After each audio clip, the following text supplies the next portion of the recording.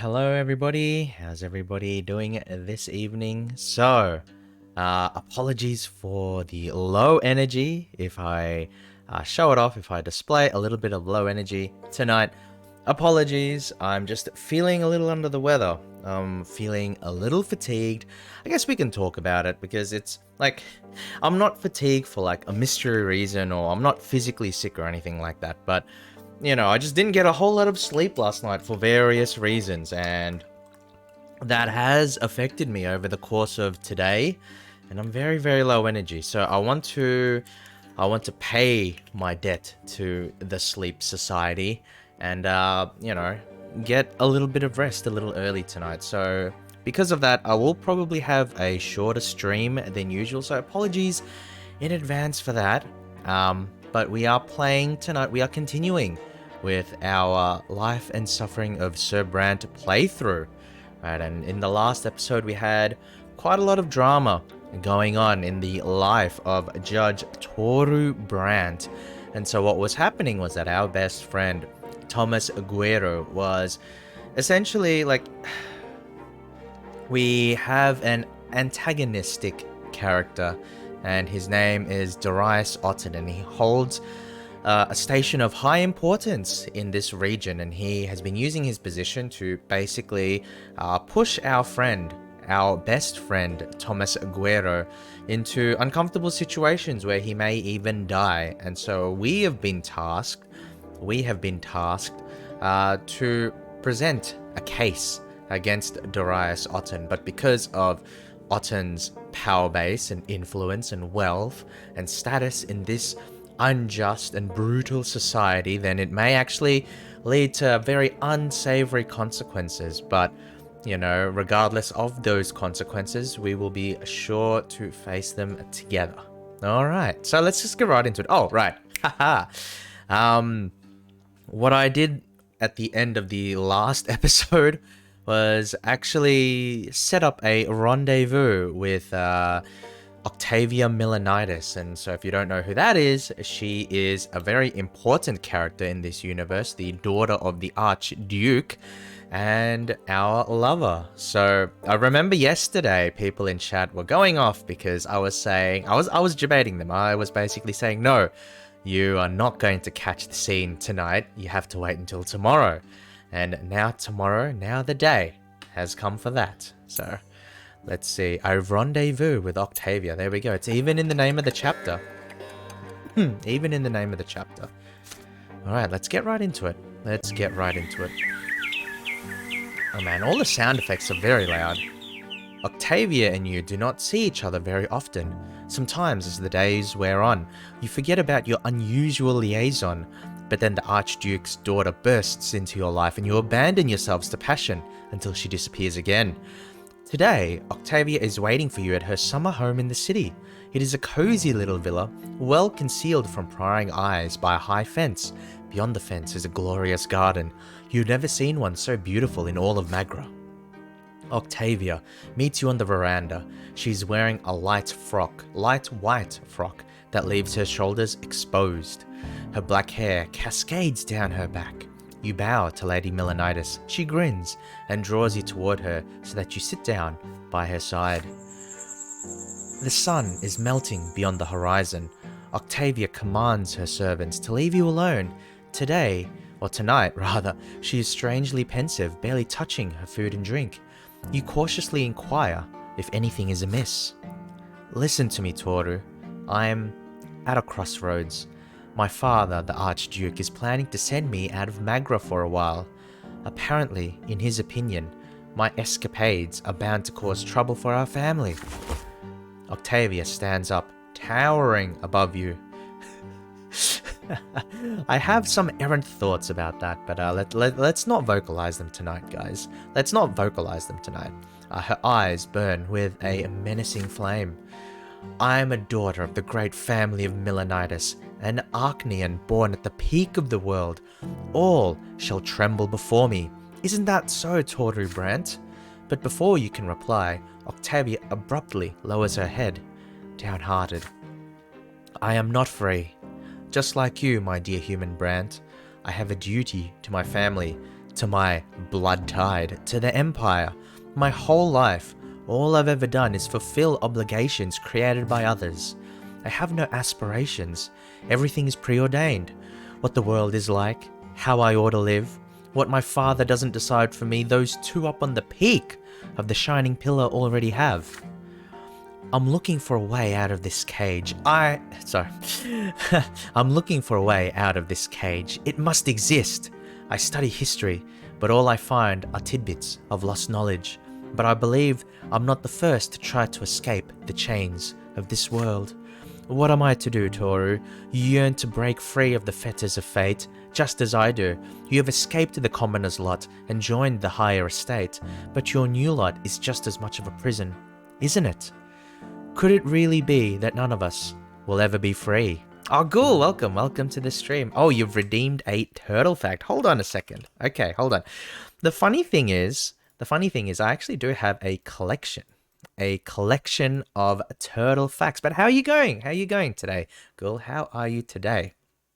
All right, let's see what we can have for our little... Oh, wow, that's actually pretty interesting. So, did you know, Ghoul, that some species of turtles can actually climb trees? Now, unfortunately, I've just saved a text file of these turtle facts, and I don't have all the sources right with me. But let's look it up. Let's look it up, shall we? So, turtles that can climb... I probably shouldn't use this browser. Do I have another browser that I can actually show on stream? Yes, I do. All right. So turtles can climb trees. I'm good. That's good to hear. That's good to hear, Ghoul. That is very good to hear. Okay, so let's take a look. Ah, okay, that's pretty interesting. So let's here we go. I'm not gonna put my browser because I'm a little paranoid. I'm a little paranoid about that. How are you going, How to Fix? How are you? Hope you've managed to get some sleep after that 24-hour stream. Good to see you though. Good to see you, How to Fix. Okay, so let's see if we can window capture. Actually, yeah, this is fine. There we go. Paint. That's a bit too big. Apologies for that. So, wait. This seems a bit much, right? So let's just and then let's open this up here. Oh my goodness. Why am I like this? There we go. Here we go. So this is your turtle fact of the evening, girl. Unless you redeem another one, but apparently the Indo-Chinese box turtle can actually climb trees. And so what they have is they have claws. They have big front claws that allow them to climb trees in search of fruit.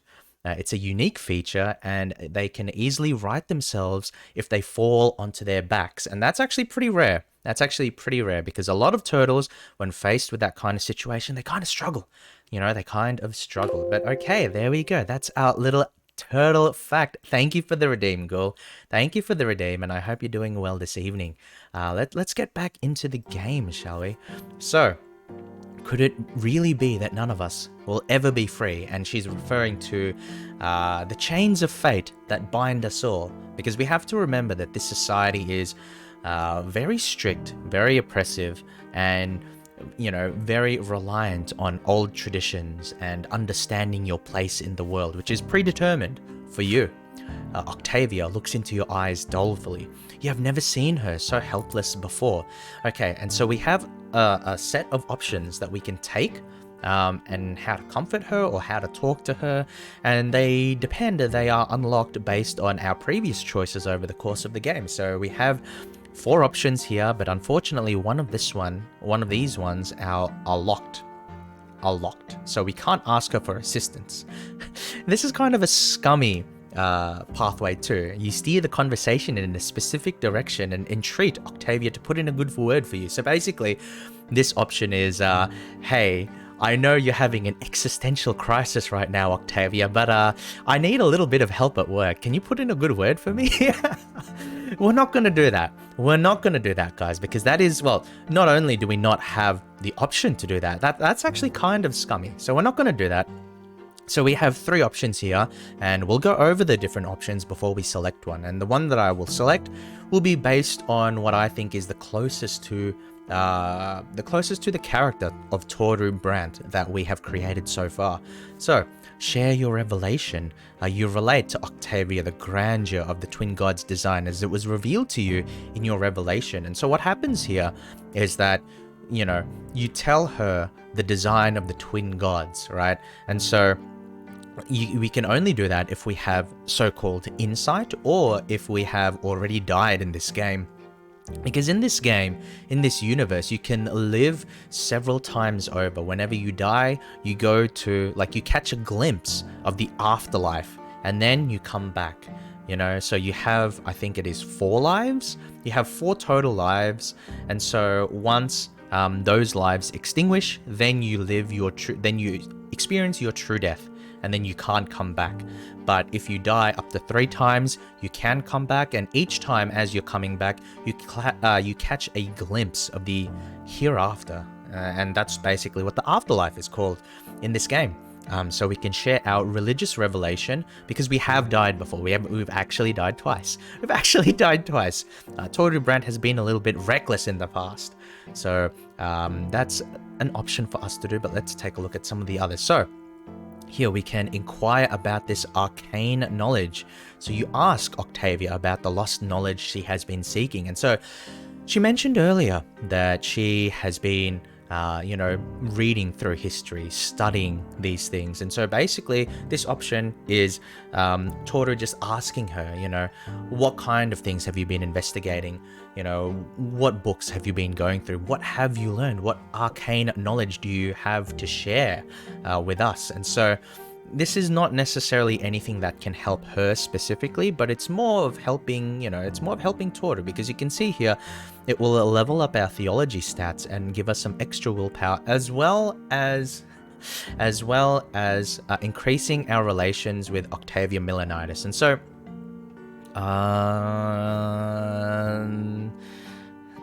I don't know. It's like,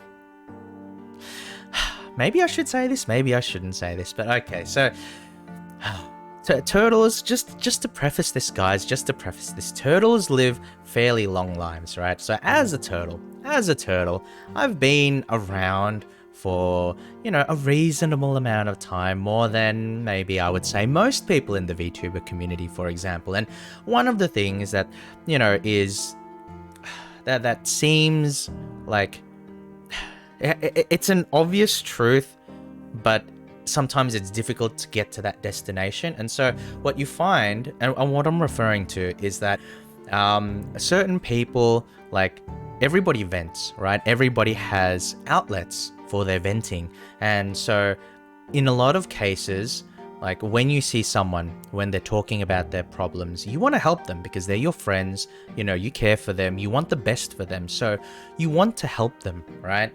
And so, especially in the case where someone has a situation which they can get out of. So a common one, for example, would be complaining about your job. You know, you complain about your job, oh, my job is horrible, blah, blah, blah, blah, blah, blah. And a lot of people will come to the conclusion, look, you know, here is a way out of your problem. Like, here's how to fix your problem. Here's how to fix your problem. You know, you need to leave your job. Like, you need to leave your job tomorrow. You need to find a new job, blah, blah, blah, blah, and all of that sort of thing.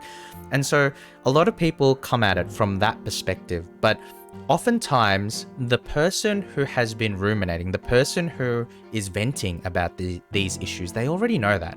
They already know that, because at the end of the day, they're the ones living the lives, right? They're the ones living that life. And so surely, they've already considered that sort of thing. So in many cases, what they're not looking for from other people is, you know, they're not looking for, you know, solutions that they've already thought of. You know, you know, people will bombard them with, you know, you should do this, you should do that. And that's not really what the person who is venting is looking for. You know, at the end of the day, the person who is venting, what they're looking for is solidarity. What they're looking for is someone to listen. What they're looking for is affirmation that their frustrations are valid. And so that actually relates to how Toru can deal with Octavia in this particular scenario, because at the end of the day, we don't have the answers for Octavia here.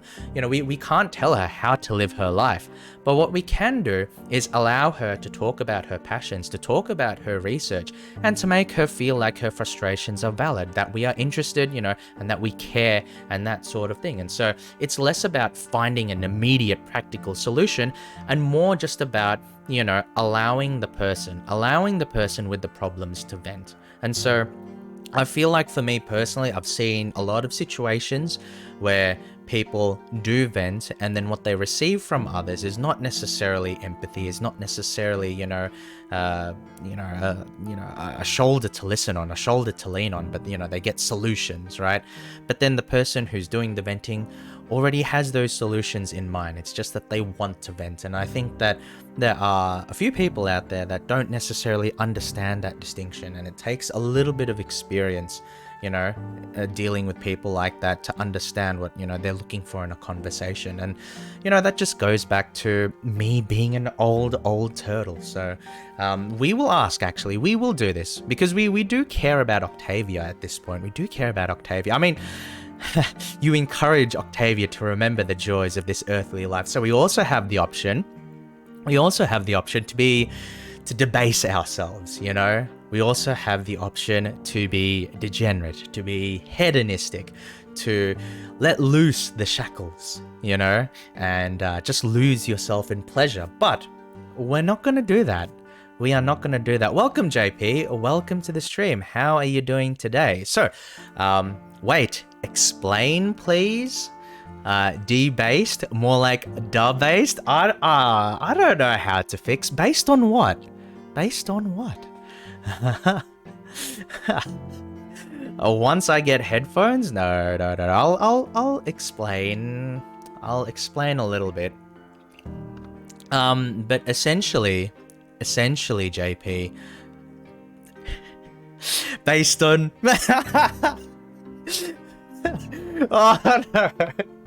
Oh no! Oh no! I'm thinking of that. Oh, you probably would have seen it, but I'm thinking of that Ayame image. You know, not based on all that much. Then. Oh no! Okay, so JP, just a simple rundown, because I don't want to spend too long here because I've already explained it. We're having our rendezvous with Octavia Milanitis, and what's happening is that she's actually in a little bit of despair over the fact that her life seems so preordained, you know? Even though she is an Arcanian at the top of society, she still has to deal with the rules and obligations that her position affords her. So she has been ordered by her father to leave the province, which means that she would leave me. And she doesn't want to do it. She feels trapped by her fate. She feels trapped by her duties, and she wants to escape all of it. And so we have our options on how to deal with her situation, so we can share our revelation of, of life in the hereafter, the grandeur of the twin gods' design and the universe that they have created. And we can do this because we've already suffered a lesser death ourselves. We can lose ourselves in pleasure and become a little more than degenerate little kumas, and just indulge ourselves in the debased pleasures of the flesh. All right, but we can also inquire about arcane knowledge, because she has gone ahead and done a lot of research about, history, about, mysticism and that sort of thing, about religion, in order to try and find some sort of purpose and some sort of way to escape her shackles. And I think that this would probably be, A, it would be the most beneficial one, and 2, I think it would be the most realistic one for Toru, because Toru does want to know about, he does want to know more about Octavia Milanitis. He's not just in it. He's not just in it, guys. He's not just in it for the physical aspect of the relationship. We have to remember that Toru insisted that Octavia treat him as an equal, even though in this society she is far above him, right? We insisted to be treated as an equal because Toru and Octavia, as far as Toru is concerned, we are in a partnership, friends. We are in a partnership. We are 100% not just, F buddies, right? We're not doing that on this stream. We are wholesome. So that's why we're going to inquire about this arcane knowledge.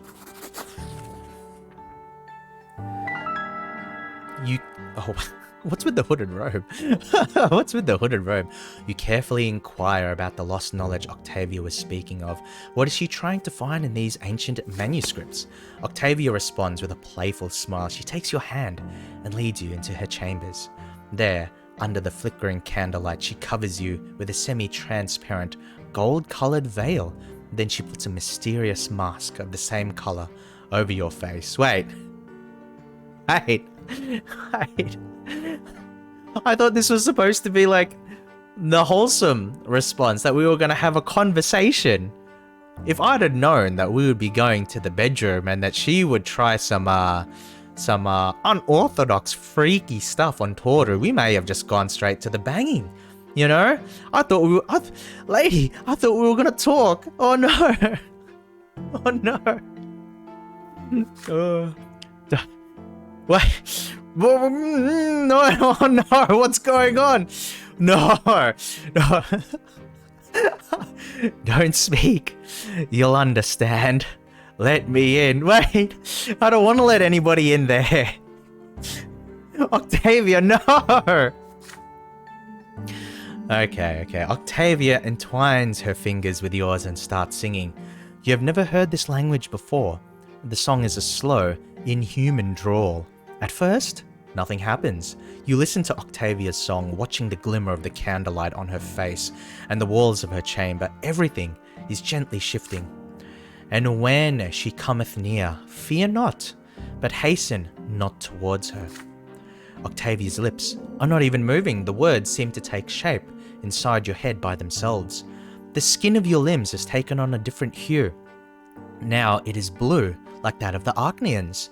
Who is sitting opposite you? Octavia? Yourself? You cannot tell anymore. Everything has become one. The world fades away and shatters. Your bodies, the walls, the rooms, the buildings, the city. Everything grows pale and dissolves into the light. All of it, the lots, the empire, the twin gods themselves, is but a dream. And you have wandered through this dream all your life. You come to your senses in the dead of night in Lady Milanitis' bed. She is lying beside you, asleep, naked, her black hair spilled across the pillow. You run your trembling fingers over her skin. Octavia is sleeping soundly. Oh, well. Okay, so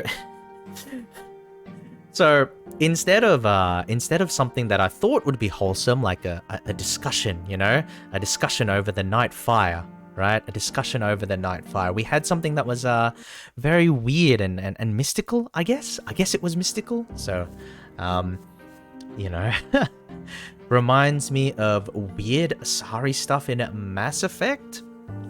What? It was referred to like as become one with eternity. I think it was JP. If you know, I wasn't really into Mass Effect because I'm not a huge fan of like, you know, mediocre sci-fi franchises, but I believe it was something along those lines, right? I believe it was something like, you know, become one with eternity or whatever. Monka S exactly, sets you free, exactly. I came in here into the stream looking for some wholesome discussions about the arcane, and then we have some freaky, weird, you know, unwholesome stuff. There we go. There we go. How dare you? Well, I mean, you can get mad, but you can't call me wrong. Oh, Emperor's heirs in danger. News from the capital quickly reaches every corner of the empire. Gerion and Flavius, the heirs to the throne, have left the Emperor's palace for the province of Monia, which is ruled by Great Chancellor Aegerius Monrogue. The Great Chancellor has accused the Emperor's court of harboring malefactors conspiring against the imperial heirs. This is why he has offered them shelter and safety in his own impregnable citadel. The common people are particularly worried by the news. They take it as a sign that the Chancellor is seeking to solidify his power by holding the heirs hostage. If this continues, Monrogue could coerce the Emperor into revoking the imperial law, thus depriving the common estate of any and all of their rights. All hope for reform in the Empire has vanished. From farmer to rich industrialist, the commoners are growing desperate. In your province, the authorities are trying their best to put the people at ease. The magistrate of Anazot makes a speech from his balcony to the excited crowd below. Alright, El Vermin. Trust in your emperor, good people. The imperial heirs are the future of the Great Tempest dynasty. The emperor has made the wise decision to send them far away from the scheming court. Great Chancellor Monrogue will take good care of them and keep them safe. All glory to the Empire, all glory to the Tempests. Oh no. Oh no, no, no. Okay, that's not necessarily a good outcome. Oh. Oh. Oh. Examine possible chapter endings to check which way you are headed. To achieve the goal you've chosen, you'll have to meet all of its conditions at the end of the chapter. Alright. Right, so I can't do that one, I think. Huh. Interesting. Oh wow. There's a lot here actually. There's a lot of different potential outcomes. So the game is signaling which of the endings of the chapter are most likely to happen. And so the one that I'm going for is Otten is sentenced. And the reason why is because Toru Brante is a judge, remember? And so we have been assigned to bring the High Commander to justice. And that's what we intend to do. Because he has been abusing his position for far too long. And he simply can't get away with it any longer. A Knight of the Serpents, that... oh no, that's such a... Otten faces the Court of Honor. That also makes sense. How are you going, Kenjo? How are you going today? How are you? How is I believe you had some classes earlier. How did that go? How did that go for you? All right. So remember, eyes on the prize, friends. We need to aim for that conviction of Darius Otten. You are walking up the marble stairs that lead to the doors of the prefecture. The sword of the younger twin. Court of Honor makes no sense because it's the Arknian way and you betray Elborn. There is probably some sort of hook for it. There's probably some sort of story hook for it. Probably to do with the idea of raising our family to be ennobled by the sword, right?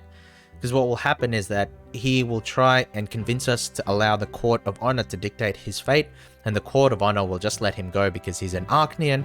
And so the idea will be that we will betray justice and we will betray Elborn for the sake of raising our family's status. But that is not going to happen, friends. That is not going to happen because Toru is a man of the law. You are walking up the marble stairs that lead to the doors of the prefecture. The sword of the younger twin, carved from stone, looms above the doors, just as the case of Darius Otten now looms over you. Preparing this case will take many long months, or even years, and the words of Prefect Elborn are evidence enough of that. And time and again you will ask yourself, are you ready to see this case through to the end? Father meets you at the stairs, and, judging by the dour look about him, news of your most recent case has already reached him. Son, I didn't want to discuss this back home. Elborn is our friend and I stand by him at all times, but he's dragged you into something that is far too dangerous. I'm not going to repeat your grandfather's mistakes, so I won't tell my son how to live his life or what to do. But I ask you, please, consider our family. Would it be worth it to let us come to harm, even if the triumph of justice and law is at stake? And there are already rumors at the prefecture. They say that you're getting ready to summon a highborn Archnean to court. Soon, these rumors will spread beyond the prefecture walls. You and I are both Brants. Perhaps we ought to stay away from something so dangerous. Some battles are too ugly for us to win. You can always slow down the process and bide your time with routine paperwork. Avoid attracting unwanted attention. This way, your career and our family honor would not be at risk. Trust me in this, son. Rather than making a selfless sacrifice, we can achieve far more through tireless service for the good of the law. You promise, Father, that you will consider his words. You say goodbye and return to your office. You're at a crossroads. If you were to make any headway in the case against Otten, you have to start now, while the trail of his misdeeds is still fresh. You have little first-hand knowledge of Otten's criminal wrongdoings, only Thomas's stories and what you have seen for yourself. Turning this case into a trial requires far more evidence than that. Your friend could be the key to the entire case, if he can help you find the other men who have suffered under the remorseless Archnean. But Thomas is a hunted man. He has every reason to lay low and steer clear of the courthouse. If Thomas can put you in touch with the other victims and witnesses among the soldiers and officers of the Legion, perhaps you could gather evidence yourself. But the Legion may meet a lone outsider such as you with too much resistance. Things might get ugly. You consider your options. Apart from Thomas, who else could help you gather compelling evidence against the commander? Otten is an Archnean from an ancient dynasty. Anyone involved will hold their tongue no matter what. The way things are now, not a single soul would risk angering the Ottens to aid a middling judge from an unknown family. Unless an even more highborn Archnean chooses to support your cause. Hey. Gaius Tempest, the Imperial Overseer of Magra, the Emperor's own brother. Every aristocrat in the province knows he detests Darius Otten from remaining loyal to the Archduke Milanitis. Ensuring the Overseer's support would increase your authority greatly and give you a chance to gather evidence against Otten without Thomas lifting a finger. But the Imperial Overseer is one step above the Prefect, your immediate superior. You can only address Gaius Tempest directly if you keep it a secret from Elborn. Communicating directly with the Overseer of the province means defying your loyalty to Elborn. Are you willing to do this? Okay, so this is how the game is going to present it, right? So, if we betray Elborn and go to Gaius Tempest directly, then we actually have a chance to, gather the evidence that we need to make the case against Darius Otten. But if we stay within the rules, we have to put our best friend Thomas at risk in order to get the evidence that we need, and it might not even work. Right? And so that's the idea. So are you willing to betray Elborn in order to get the job done, or are you going to stay loyal and do things the hard way? Puzzled, you start pacing around your office. It's time to decide how you will begin this case. Depending on what you choose, the case against Otten could lead to your unprecedented success, or end your career, or even your very life. Alright, so unfortunately we can't even ask Gaius Tempest for support. And the reason is because we don't have enough reputation to do so. To begin with, we're not even going to do that, because we would not...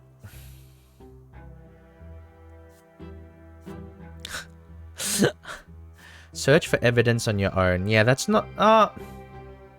Don't waste your time. I wonder. I'm inclined to search for evidence on our own. Because we convinced Thomas, right? We convinced Thomas and we got him to leave the city in order for his safety. So to bring him back would actually be kind of shitty. But then at the same time, I don't want to put him in danger, right? So we could go searching for evidence on our own, but we can definitely tell that it would lead to a lesser death. And I've already died twice in this game. If I die 3 times, that's the last extra life that I have. Because remember, in this game, you can only live 4 times, right? And so if I have 3 lesser deaths, then I'm on my last life. I'm on my last life. So, do I do that? I'm actually going to go heads or tails, because I'm not going to, here we go, don't waste your time, right? You dedicate yourself to other cases in the prefecture instead. I'm not going to do that, right? This will make or break our career, right? And if we need, if we want this to be a success, then we have to do it properly. Because if we don't do it properly and we just ignore it, then the case never gets prosecuted. And if the case never gets prosecuted, then I have a huge belief that it will lead to a bigger issue down the line. So, I am going to do in every, I think you guys, long-time viewers might be aware of this, but first-time viewers or new viewers might not be aware. Whenever we find ourselves in a really difficult moral decision, there is only one way that we can resolve the choice in a way that allows us to sleep at night, and that is by taking out our trusty coin and flipping it. So, we will be flipping this coin to choose whether we ask Thomas to help us gather evidence or whether we search for evidence on our own. So, if it's heads, we will ask Thomas to help us with the evidence, and if it's tails, we will search for the evidence on our own. So, heads and tails. So, let me flip it. Tails. Okay. Okay. I guess we have 1 foot in the grave, friends. We have 1 foot in the grave. So we're gonna go and start searching for evidence on our own. Hopefully we get what we need. Hopefully we get the evidence that we need. You decide to gather the evidence entirely on your own. You begin investigating the crimes committed by Otten without anyone else's support. You start with the Imperial Legion. After plenty of inquiries, demands, and threats, you finally get a list of Otten's other victims. List in hand, you go to the armory of Anazot. There you meet the Legion officers who have already met a lesser death in a duel with the Archnean. All of them are nobles of the Mantle, ennobled only recently, young, and full of potential to serve the good of the Empire. They are all anxious to avoid getting challenged again. For many of them, another duel would be their last. None of them are eager to provide written statements about their duels. It would be improper for a soldier to bear witness against his commander, the latter's conduct notwithstanding. They finally agreed to have their testimony committed to ink and paper only after you reassure them again and again that their statements will put an end to Otten's rampage. Their stories paint a clear picture, you realize. There is a method to Otten's madness. All of the officers disobeyed the commander at least once or expressed their disagreement, no matter how respectfully. You should not have kicked grandfather? Maybe so, JP, maybe so. But that said, Toru Brante was a hot-headed young child, and you don't mess with my toy soldiers, you know? You don't mess with my toy soldiers. And, you know, I would see it equivalent to, you know, if anybody touches my Pokemon plushies, right? If anybody goes after Toru's Wartortle plushie, if anybody touches even so much, you know, as, you know, if anybody even so much as touches my Wartortle plushie, then, oh, you know, you're gonna get shell-shocked, all right? All right. Let's go. More and more officers are starting to realize that Otton's loyalties lie with Archduke Milonitis and not his lawful superior, the Overseer. So more and more officers are getting challenged by Otton. Have Otton's duels gone beyond his passion for sword fighting? Were they just an excuse to eliminate any suspicion of his treason? Once the officers' statements have been collected, you make your way back from the Legion barracks as the sun sets beyond the horizon. The night grows dark. You hear a sudden thundering of boots. Several bulky silhouettes emerge from the dark behind you. You quicken your pace, and the strangers break into a run. You turn around and draw your sword. Your pursuers encircle you as they draw theirs. You stand ready to defend your life. The strangers attack. Their faces are concealed, but their fighting style betrays their Legion training. You abandon any hope of launching a counterattack and focus on defense, somehow deflecting every single blow. Then you see an opening and dash towards the nearest home, your back now safely pressed against the wall. The assassins get closer and form half a circle around you. You have nowhere to run now.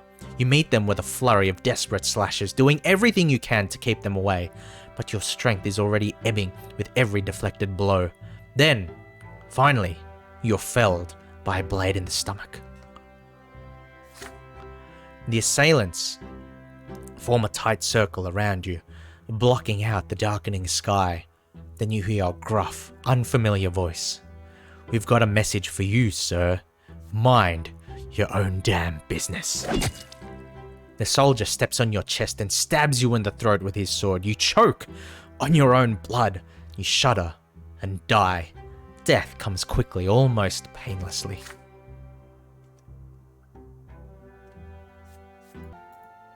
Oh no. You are surrounded by an immense grey void. There is nothing but shadows around you. The spectres of your decisions, the spawn of your personal will. You see before you all your victories and defeats, all your errors and hopes. Another shadow comes to life by your side. As you gaze at these elusive, moving silhouettes, you recognize your last action. This is the death you chose to face, knowing what fate was to befall you. This is your decision to make. The shadows keep spinning and dancing around you, the footprints of every step you have taken since the day you were born. A colossal figure looms over them all. Your future, true death. You can no longer deny its imminence. It has always been there, waiting for you. Now you are only one step away from it. But you will take this step yourself. The familiar gigantic figures of the twin gods appear from the void to meet you. They effortlessly lift your tiny soul and hold it in their hands. You have always been in the twin gods' hands. Their will created you. The Elder did not grant you his love. That's a bit much. The Elder did not grant you his love. He forced it into you. The Younger shaped you according to his law without giving you a choice. An enormous whirlwind arises in the void. The twin gods release you into it, and the torrent of an unfathomable will whisks you away. You are merely a minuscule particle of this universal tide. This will is the sole determiner of all events, past, present, and future. Your puny actions and choices are nothing in the face of the force of this this torrent harbors. You whirl in the cosmic vortex of the twin god's will until it casts you out. You careen back down to your earthly life. It is only now that you regain your ability to act. You see all the wills of the universe intertwined in a perpetual struggle against one another. Which will you follow? All right. Sorry. Sorry. So we have a whole bunch of different life lessons, as you will. So, you know, our life has expired, and so we have different lessons to learn from this life. So, the will of the elder, you follow the will of the God who brings love to the world. Will of the younger, you follow the will of the God who imposed his law into the world, earthly power. You abide by the worldly manifestation of the law and the will of the authorities. You obey the will of your ancestor and your family's legacy. With history has a will of its own, you must assume the position that was assigned to you by this will. The only will you are willing to live is by your own. And I'd like to believe that we will follow the will of the younger here. Oh, I don't know. Because, like, Toru's major motivation for all of this is to improve his family, right? So in that sense, blood tide is the closest thing to like a universal answer for this, right? But at the same time, he doesn't really care too much about his ancestors and like the family legacy per se. He cares about his current family and a future legacy. So I could go earthly power because that's talking about the will of the law, or we could go will of the younger because the younger god is supposed to be like the manifestation of the divine law. But even then, I don't think that feels appropriate. I think we're just going to go with the blood tide because that seems to be the most consistent answer. So we'll go with the blood tide. You fall into an endless web formed by the wills of the mortal world. Now that you are free of the cosmic vortex, you can finally exert your own will and make a choice. It feels like a first gasp of air after being suffocated by an alien will, the will of the gods. But for your chosen will to be incarnated here in this world, one decision is not enough. You will have to follow this path to its conclusion to turn this will into reality by way of your decisions, deeds, and actions. Your eyes snap open, and you sit up abruptly. The crypt is spinning around you. The stagnant stench chokes you. You got out. You succeeded in persevering yourself against the whirlwind that was tearing you asunder. The will of the twin gods have commanded you to continue your existence. You feel the urge to fall flat on your back and cackle madly. You are back. There we go. You can feel the world again. The cold of the stone of the tomb, a weak gust of stagnant air. You rise again from the stone slab in the middle of your family crypt and look closely at your arm. A new black mark encircles it. Little else has changed in your body born anew, although getting used to it will take some time. This death is behind you now. It is time to return to your life. Well, I died. Back to work. You go to work in the morning as usual. Having returned to life, you do all you can to ensure that nobody learns about your death. Any attempt to find your killers and bring them to justice would only hinder your progress in the case. Those Legion soldiers were just following orders, and it's not difficult to figure out whose. From now, you do your best to commit, to recover and commit to paper every instance and every incident, every name, every circumstance. The once thin folder against Otten grows fatter by the day. One day, Prefect Elborn pays you a visit to see your progress firsthand. You've done great work, Brante. Commander Otten isn't even bothering to cover his tracks. I must say, this evidence alone would be enough to indict anyone save for an Arcanian nobleman, sadly. So your work here is far from over. I see you realize that. The way things stand right now, summoning an Arcanian to trial in a court of law would indict us rather than him. It would be best to postpone the case for now, but keep the folder safe and secure. If you want to have any chance of getting him indicted in court, we need to make the nobles in the province recognize duels as act of murder. This means defying a tradition of old. a road perilous and seldom travelled. It means enforcing the rule of law over the Anazot gentry. For now, Sir Brant, return to your other duties and pay particular attention to any dueling incidents.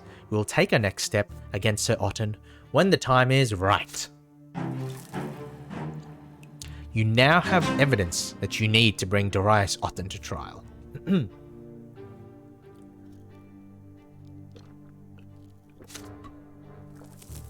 Alright, very good.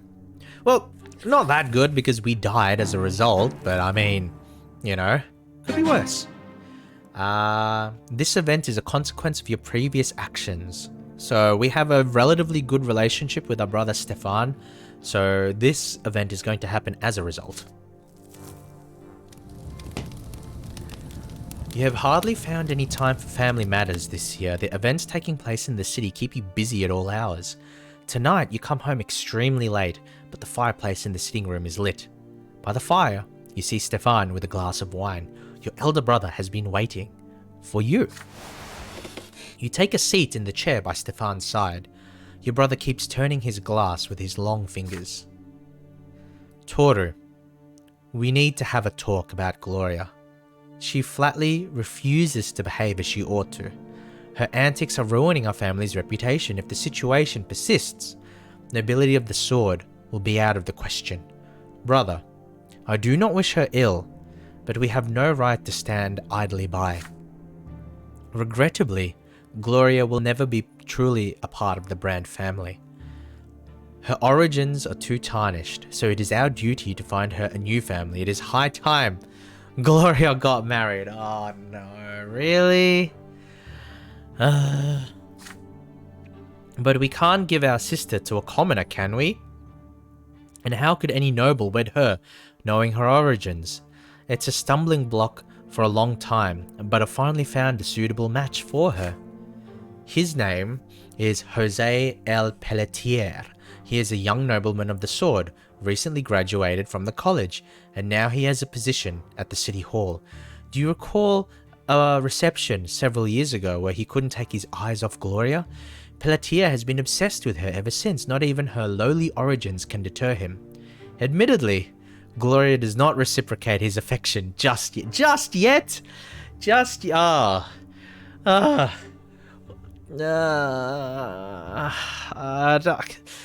I not deal with this? Oh my goodness. He's gonna dump this on me? Stefan, why? So let us convince Gloria that becoming Sir El Pelletier's bride is her chance to escape her current situation. And then let us pray she comes to her senses and puts her rebellious ways behind her. Isn't this an ideal No, it's not, because you're doing it without taking her own opinions into account. My god. But I mean, we live in a society, right, friends? After marrying El Pelletier, Gloria will become a noblewoman herself. We'll be granting her the freedom she's craved since she was a girl, and then she can write poetry and do whatever else takes her fancy. I will enter into negotiations with the El Pelletier family. Rumor has it that Jose's father already has a future wife in mind for him, the daughter of an important chancellery official. But Jose's passion must win out in the end, don't you agree? As for you, Toru, please help me with Gloria. You're closest with her. You can make her see how beneficial this match will be. She must fulfill her duty to the family that took her in, after all. Stefan looks at you expectantly. Will you accept your brother's plan or refuse him? Will this marriage be a blessing? And for whom? No, I don't like this. Okay. I wish you had the ability to talk to Gloria and get her opinion, right? What about Gloria's opinion? She's the one who's supposedly getting married off. We should get her opinion on all of this and see what she wants to do. And then we should respect what she wants to do, because that's the right thing to do, you know? I think this idea of just like forcing a marriage on her, or, you know, like... well, obviously she wouldn't want to be married, so I guess we can just refuse. I want to refuse. I honestly want to refuse. Even if Even if Stefan is not going to be happy about it, I will have to refuse. You will not participate in Stefan's scheme. Usually, because this is an this isn't an easy moral decision, because there is a lot of benefits. There is a lot of benefits for getting Gloria married to this nobleman, but it's not a difficult moral decision. It's not right to push her into this sort of thing, without taking her opinion into account. So what we're gonna do is we're gonna refuse, and Stefan is gonna be pretty mad at me.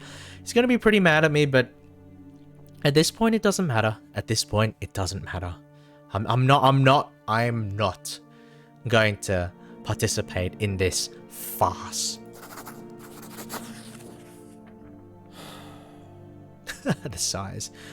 Your words slice through the silence of the sleeping house. You disagree with Stefan, and you will not participate in his plots against your sister. Stefan does not say anything, but his grip on the glass tightens. Finally, you hear the sound of breaking glass, and glimmering shards fall to the floor. Stefan pensively contemplates the blood running down his palm. Pity. What a pity our grandfather, Sir Gregor, is no longer with us. He would make both you and Gloria see reason. Neither of you is capable of grasping what family and blood mean. So, I suppose I must bear this burden alone. Stefan leaves the room. You are left alone in front of the dying fire. After your conversation last night, Stefan mostly stays silent and treats Gloria with pointed courtesy. The family breathes a collective sigh of relief. Could the feud between Stefan and Gloria be finally over? You are the only one who is aware of the scheme your brother is concocting. It's sort of unfortunate, because now that we have ruled ourselves away from joining in on the scheme, then the scheme could still happen, and that we just have no idea now. We just have no idea. But I didn't feel it would be right to participate in the scheme. I don't think it would be right. Great. Stefan kills Gloria later now. How are you going, Roke? How are you going? Welcome to the stream. That may be an outcome. All right. We've got a lot of willpower to burn now, which is good. We'll go through a few more situations. Oh, okay. This event is a consequence of your previous actions. Gloria, indifference, secret plot. Okay, cool. Let's see. Your home is quiet tonight. Father is away, arbitrating disputes in Magrin villages. Stefan is visiting one of his high-placed patrons. After a dinner is spent in silence, everyone retreats to their chambers. You are about to retire for the night when Gloria calls out to you. But how are you going, Roke? How are you going? Toru, wait a minute. I have an important favor to ask you. Your sister leads you to her long-time refuge, the library. Here in the shadows between the bookcases, you will not be overheard. Brother, I wish to speak with you before Stefan returns. His scheming is becoming unbearable. It's beyond Sir Robert's power to stop him, let alone Mother or Nathan. You're my only hope. You shrug. All families argue from time to time, but every quarrel has to end sooner or later. Yes, it will end when Stefan finally gets rid of me. As far as he's concerned, I'm just a stumbling block. I'm just a stumbling block and a stain on his father's good name. He lets me stay in the house only to avoid causing a scandal in high society. But as soon as the Brants get his precious nobility of the sword, I'll be out on the street in the blink of an eye. Toru, you don't want for me to get kicked out of the family, do you? Please help me. I need to convince Sir Robert to adopt me and make me legitimate. After that, it won't be easy for Stefan to dispose of me. And then I won't bear the stigma of being a bastard anymore. I know Sir Robert would agree, if only by the virtue of the love he has for our mother. But Stefan is standing in his way. Tell me, will you help me? Oh, imagine if I agree to both.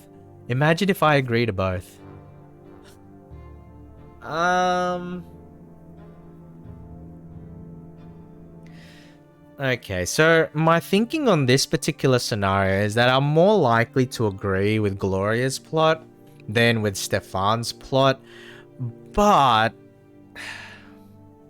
I don't know. I don't, even though Stefan is a dick, like, I don't know. I don't like the idea.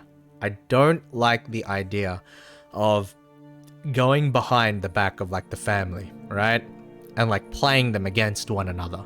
Because essentially, even though I understand Gloria's perspective, like that's still what she's doing. Do we help or do we refuse? I don't know. I actually don't know. So because I don't know, we're gonna do what we always do in this situation, is that we're gonna flip a coin. We're gonna flip a coin for this one. So, heads, we help Gloria. Tails, we refuse Gloria. Alright, here we go. Tails. Fucking really, Tails. Okay. Every time I'm getting a new coin. Every time I flip this damn coin, every time I flip this damn coin, it sides against Gloria. It sides against Gloria. So we're going to refuse her, guys. This is like the third or fourth time that we've had a coin flip relating to Gloria, and every time it sides against her. I'm getting a new coin after this. Alright, here we go. You refuse your sister the world that doesn't work the way she would like it to. She is a commoner and an illegitimate child. Why pointlessly revolt against it? Gloria is demanding too much from Sir Robert. Adopting Gloria as his daughter would be dangerous. The Brante's family position is precarious enough as it is. You will not scheme to pressure your father or Stefan into this.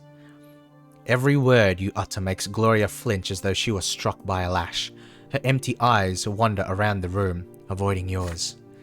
I shouldn't have opened my heart to you. This is my predicament, and mine alone. Good night, brother. Wow, that's sad. That's unfortunate. You go back to your bedroom, craving the oblivion of sleep, but you keep tossing and turning restlessly, while your words compel Gloria to give up on her plan.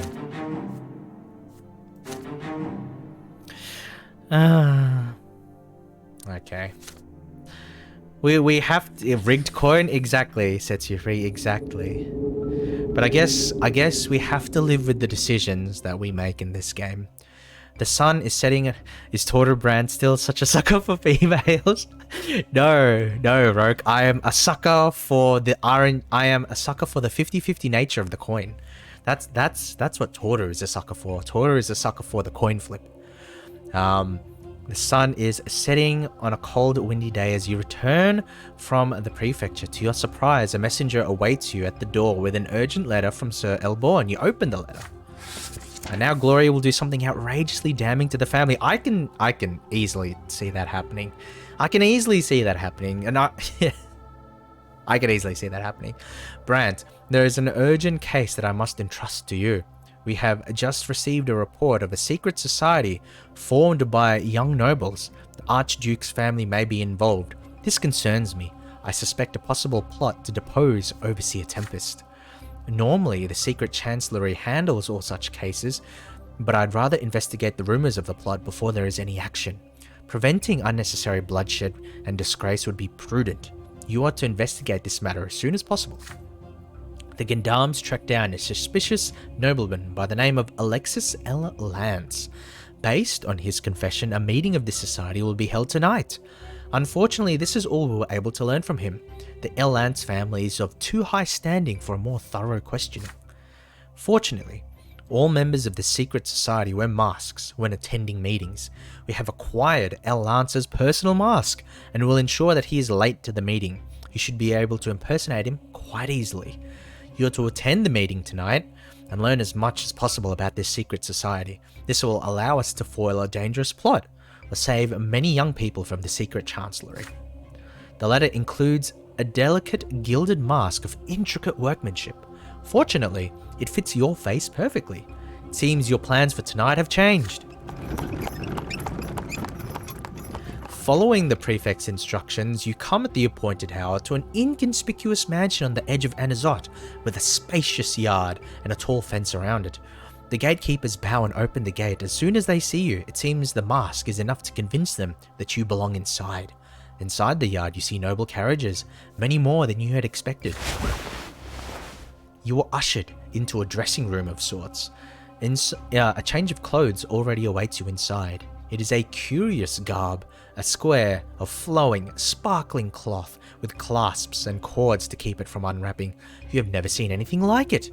With this strange robe and the gilded mask over your normal clothes and face, you cannot but help but feel rather silly. This attire feels positively unsuitable for any kind of plotting or scheming. You know what it reminds me of? It's like the whole, because it's like a masquerade kind of ball, right? Cloth with clasps and cords. Hold on. It's like the whole, I don't even know why I'm mentioning this, because I haven't even seen the movie, but it's like, it's like the Secret Society and Eyes Wide Shut. It's the Stanley Kubrick movie. Well, what was the name? It was like a secret society. What was the fucking name of the society though? I can't remember. But like what they're describing sort of reminds me of that. It's like garden or grove or something like that. No? Okay. Secret society. Do we have a name for the secret society? I guess not. But like, I'll show you guys a picture of what I'm talking about. Because I don't know, like this movie is Stanley Kubrick, so it's like 20 years old or something like that. And this is what it reminds me of. I don't know if you guys would be familiar with this. Maybe you are, maybe you're not. Hold on. Let's open it up though. Sorry for the little aside. I just want to share with you guys. That's all. I just want to share. Under pictures, here we go. It's this. You know, Eyes Wide Shut. And so this is a Stanley Kubrick movie. Oh my god, this is lagging so much. Why is it lagging? Oh, OBS is not having a good time. You added one thing to the scene. No, now we're just going to freeze up and not do anything. Okay, but yeah, this is from Eyes Wide Shut. It is like it's a movie. I think it was released in like the late 90s or like the early 2000s or something. It was directed by Stanley Kubrick. And the idea is that like this is a, you know, secret society and they had like orgies or whatever, I think it was. I think that's what it was. They had like ritualistic orgies or some shit. It was some pretty freaky stuff. I should watch the movie at some point, but what the game is describing, like the secret society and that kind of thing, what the game is describing is reminding me of this particular aesthetic. So I just wanted to share that with you guys. For no particular reason. Next, yeah, you can see that, right? Next, you proceed to a large room. The windows are covered in black cloth to keep prying eyes away, but you forget about it moments later. What seems to be a strange performance is playing out before your very eyes. You hear droning, unfamiliar music coming seemingly from nowhere. You see candlelight dancing and glimmering. Ribbons of gold and silver are hung across the walls as decorations, and there are people, many people, like you. They are dressed in flowing robes and delicate gilded masks with narrow slits for eyes.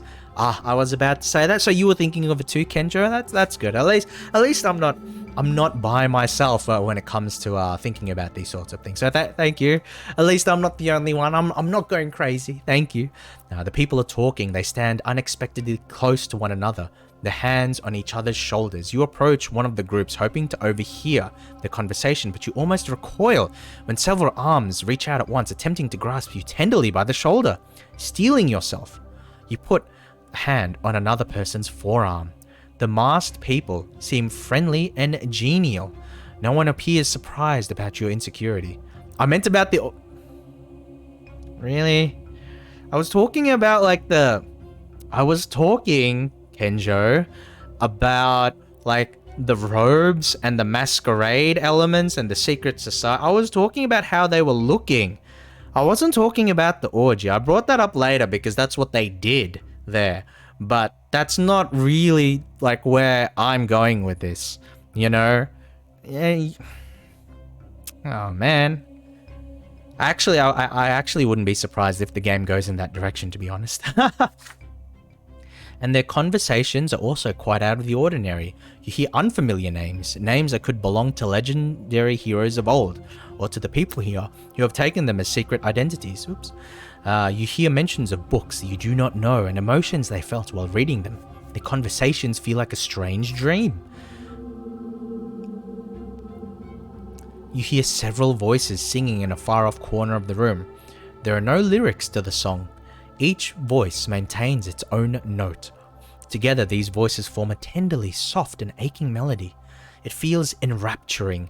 It spirits you away. You feel so distant now from the purpose of your visit, so withdrawn from the judge's trade, so far away from the Empire and from your very self. Oh! A hand touches your shoulder, bringing you back to your senses. A pair of familiar eyes looks at you intently from behind a glinting, greenish, silver mask. They belong to Octavia. You pull back and bow to the Archduke's daughter. I believe I recognize the man behind this mask. I never expected to see you here today, my extraordinary human, but I must behave here. You'd best do the same. We are not alone. It would be best if we are not seen too close to one another. As for this place, Sir Brante, allow me to explain. This is my circle of La Tari. And before you ask, no, we do not plot, nor do we scheme. We have removed ourselves as far as possible from such machinations.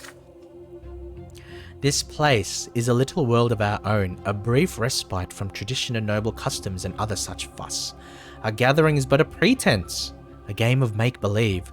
We pretend we are neither nobles, nor citizens of the Blessed Empire, nor humans, nor Archnians, but the Latari. Do you know what this word means? Wait. So I've been sent here to investigate because my superior is concerned that we are here, they are plotting against the Empire, and they are plotting rebellion, they are plotting insurrection. But now that we get here, we actually just realize it's a big LARPing convention. Like, these guys here are just role-playing. What the fuck? I thought, wow. I thought that this would be either a lot more serious or a lot more weird, right? But these guys are just role-playing, right? They're LARPing. You know, live-action roleplay. What? I would not be surprised if you have never heard of the word Latari. These days, the people of Latari are mentioned only in rare historical works. Long before us, in an age when this land was fertile and green, the Latari lived upon the land that would become Magra. They were masters of a remarkable art. They could create worlds from nothing but their conscious minds. This is a LARPing convention. Many of these people come here for simple entertainment and a brief taste of freedom. Others seek a respite from the binding customs of the noble lot. Still, others feel encumbered by their blood tides and ancestral obligations. Only here are we fully free from the burden of our past and our present. Yet some among us seek more than brief moments of freedom. They are drawn here by fascination with the Latari and their idea that our existence can be shaped by our mind alone. We strive to know the Latari people for ourselves. We strive to continue their teachings. We strive to become them. If we happen to master the art of shaping worlds from our own minds, we may yet break free of the trap that is this harsh existence. Surprised by this, you ask her why she is telling you this so openly.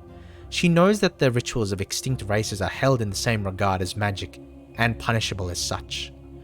In response to your question, Octavia suddenly takes off her golden mask and reveals a slight smile in her once hidden face. May your voice never speak a word of deceit. To great shame lies the path of untruth, where an Arcanian lies, where a human denies, the Latari speaks truly, forsooth. I am not afraid. The truth of the Latari matters more to me than any persecution.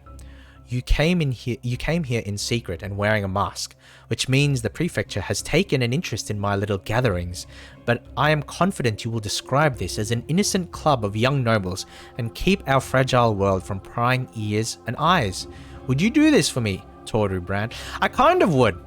Like, if it weren't for the fact that, you know, we are in a relationship with Octavia, we still would, because as she's saying, they're not planning on rebellion, right? They're not planning on overthrowing the empire.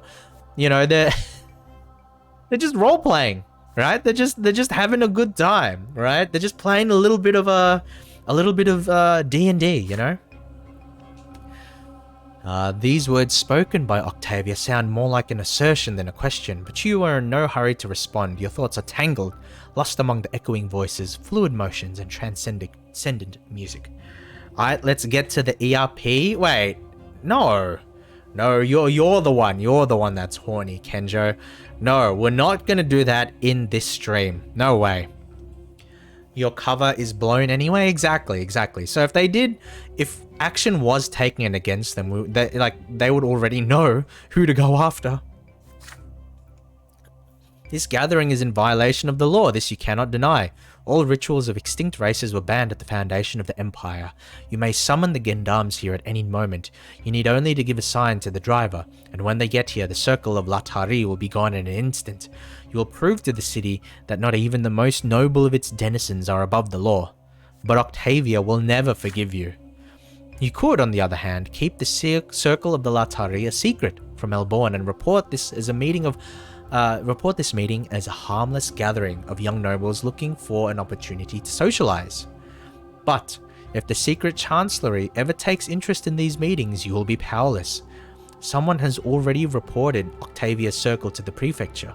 There is a very good chance these reports will continue. Perhaps if you tell Octavia of the danger she's facing, she will disband the circle herself. There is one more way you could resolve this predicament. With a piece of paper, some ink, and a bit of skill, the Circle of Latari could become a noble historical society, one of many dozen in Anazot alone. Legitimized by the city, Octavia's gatherings would remain a secret within this mansion. But do you have enough influence to make this possible? No. No, we've pissed away our influence in previous decisions, and would it be wise to expend it in this way? Say something, Toru. This is no time to be quiet. The great mystery of Latari is about to begin. All right, hold on. Let's go. Oh wow. Let's go over their options, right? Let's go over their options, friends. So we can keep their secret. Oh, justice would go down. That's unfortunate. Ban the circle. Justice would go up. Reputation would go down. Octavia would hate me. So okay, keep their secret. You promise Octavia to keep the Circle of Latari secret. So, I don't like this one there, the Latari ritual. That sounds like they are a cult, right? Justice goes down. I'm not too fussed about that. Theology, willpower go up. I don't really care about that. Octavia likes us. Sir Elborn does not. I mean, we have pretty good relations with both of them, so I don't think that really matters too much. We could ban the circle. But I don't think that's particularly advantageous option. You could try to convince her to, disband the circle. You insist that Octavia must disband the society for her own good. Or we could legitimize the circle. You know what? This is actually pretty good. I didn't realize I'd have the influence for this. You find a way to help the Circle of Latari continue to exist as a historical society. We're doing this, guys. We're doing this. And I'm going to do it. I'm going to do it mainly for metagaming reasons, because for me, I would either convince Octavia to disband the circle or legitimize it anyway. But I feel like legitimizing the circle is too beneficial, because we can get some wealth out of this, right? And we can get some good relations with Octavia out of this. So I'm happy to legitimize the circle. I'm actually happy to legitimize the circle in this particular scenario. And you also don't enable like the ritual outcome, so that's good too. You chuckle, shaking your head. How quaint! A group of nobles hiding from sight, wearing masks, and studying the culture of a long-dead race. Has Lady Octavia never considered taking her historical studies a bit more seriously? Octavia's eyes narrowed, trying to discern the meaning behind your words. There is a way to make the meetings of the circle fully legitimate, you continue. You have enough influence to get the papers they need and have them signed by the right people. Octavia's face lights up. She continues your half-finished thought right away. Indeed, my dear Sir Brante, welcome to a meeting of our Imperial Historical Society. Surely you would be so kind as to procure us a proper plaque for the door. You nod, with a genial smile. Of course. With a genial smile, Octavia extends her hand to you. You take it and kiss it gently. If only we were alone, so I could show you the full extent of my gratitude. But the great mystery of the night is about to begin. You should leave us. You'll bring danger upon the circle if you're seen coming here again. You'd best get those papers prepared right away, kind Toru. Okay, so that may... I'm starting to regret this a bit. I'm starting to regret this a little bit. The members of the circle are already gathering in the middle of the room, ready to begin the mysterious ritual. You feel dozens of eyes upon you from behind the gilded masks. They will not begin until you leave the circle. Following Lady Octavia's suggestion, you change into normal clothes and leave the mansion. Time to start your own cult pog? Yeah, exactly, sets you free. Oh yeah, I missed the start of the stream. How was it? It's okay. It was fine. It was fine. So the start of the stream,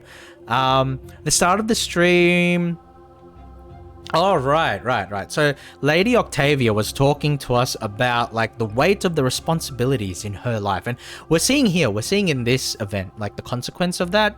You know, she's turned to Pathfinder to escape from her daily life, but she was talking about how she was getting weighed down by the responsibilities and the duties of her life, and so we had a whole bunch of different ways to navigate that, and one of the ways was a really really Kuma way, you know, let's just lose ourselves in the pleasures of the flesh or whatever. But we decided to go a different route. We decided to ask her about some of the historical and mystical studies that she had been looking into, and she did some sort of weird ritual that KO'd us, right? It KO'd us, and apparently we did something with her, but we don't know what. So we got roofied. we got roofied, and I would imagine it has something to do with this Circle of Latari stuff that's going on right now. The next day, you report to Elborn and put his concerns to rest. There was no sign whatsoever of any noble plot. The group is nothing but a historical society run by several young nobles who wish to discuss the cultures of old. They simply lack legitimacy. But you can rectify that. That sounds suspicious, Brante, and the Archduke's daughter is involved. I hope you know what you're doing. Either way, I'm glad we didn't sick the gendarmes on them. I hope the secret chancellery and Sir El Ferro never learn of those reports. I doubt the advisor would be as tolerant of their youthful amusements. You assure the prefect that Lady Octavia's Historical Society will have all the permits they need to operate without arousing suspicion. And so, the Anazot Historical Society for the Study of Ancient Peoples is founded. The City Hall wastes no time in approving the necessary paperwork. Every official there knows that Judge Brante is a respectable gentleman with friends in high places, and your busy patrons pay no heed to the follies of young nobles. Octavia sends her reward in the form of a letter. When you open the envelope to read it, a gilded key clinks onto the floor. Toru, I am impressed by your abilities. You know how to use your connections and bring me joy. It pleases me to know that I was right about you. A chest matching this key will be delivered to your estate tonight. Farewell, Toru. It will be some time before we meet again. I have much to do on my own. You cannot help but think of Octavia and those who followed her. They have dared to reject their nature, their lot, and their birth in an attempt to become something else entirely. But do they have what it takes to cast off the shackles of their existence? Or are they nothing but madmen who yearn for the impossible? As for Octavia and her circle of Latari, you hear nothing of them for a long time. After that night, the Archduke's daughter seems to vanish from the social circles of Anazot. She's never been one to tell you about her plans. Your encounters with her have ended as abruptly as they begun. And I think, friends, we will end the stream here tonight. So, let me just go to this little panel. Sorry. Up. I mean, I guess that's okay. Yeah, sorry for the abrupt ending. Sorry for the abrupt ending. So, the reason why I wanted to flag that I wanted a short stream tonight and why I sounded really tired when I started the stream was actually because my smoke alarm woke me up early this morning. So, it woke me up at 3 a.m. this morning. It was beeping, it was going off, it was going ham. And so it startled me awake. It startled me awake. And, I was concerned. I was panicking because I was, like, what if something's on fire? But actually, no, nothing was on fire. Thankfully, I looked around. I couldn't see any smoke. I couldn't see any fire. There was nothing wrong itself with, like, my room or my place. It was just the fact that the batteries were starting to run out. The batteries were about to run out. And the smoke alarm has like a sort of inbuilt warning system to let you know when the batteries are about to expire in order to make you change them and put in new ones. And what happened, unfortunately, was that it kept fucking buzzing at 3 a.m. in the morning. It startled me awake and it kept me up. I was able to dismantle the smoke alarm, put in a new battery, and it all works fine. But the entire ordeal, like, it really jolted me awake. And it kept me up for like 5-10 minutes or that sort of thing, once I, fixed up the smoke alarm. But then by the time I got back to bed, I couldn't sleep for like another 15, 20, 30 minutes, right? And so I went to bed at like 3:40 or something along those lines in the morning. And I have to wake up at 6:30 for work, right? So, like when I woke up for work, like 3 hours after the alarm went off, even though I had slept before that 3 a.m. alarm, it was like I hadn't slept at all, right? Because my sleep was interrupted. So I didn't get a proper, 6 or 7 hours of sleep like I usually do, like 5 to 6 actually. But I got like it felt like I got 3 hours of sleep. So I have been very fatigued over the course of the day. I feel very, very dead inside, which is, it's not what it's not what you like to see. And so that's why I want to keep the stream a little bit shorter than usual so I can go to sleep a little bit earlier than usual today. And I hope you guys understand and I hope you guys are all right with that. With all that said, I did enjoy what we were able to get through with our life and suffering of Sir Brante. So thank you. Thank you so much for coming to story time with me. I really appreciate all of your presences. I had a lot of fun. And we are actually getting pretty close to the end of peacetime. We're going to the end of peacetime, and I imagine the climax of this particular story arc will be the trial of Darius Otten, and we are working towards that end. And then after that, there'll be like the revolution and all of that, and we'll see and navigate all of that as well. We may actually die a little early because we're on our last life, because we expended one over the course of today's stream. But we'll see how that goes. If we somehow die early, then you know what? It's all right, because at least we will have experienced the whole thing together. And I really do appreciate that more than anything else. So, thank you guys from Toru to you. Thank you. Take care of yourselves. And I hope to see you all around next time for Guild Wars 2, 6 p.m. Australian Eastern Standard Time. We'll be playing a little bit more of Guild Wars 2. Have a good one, friends.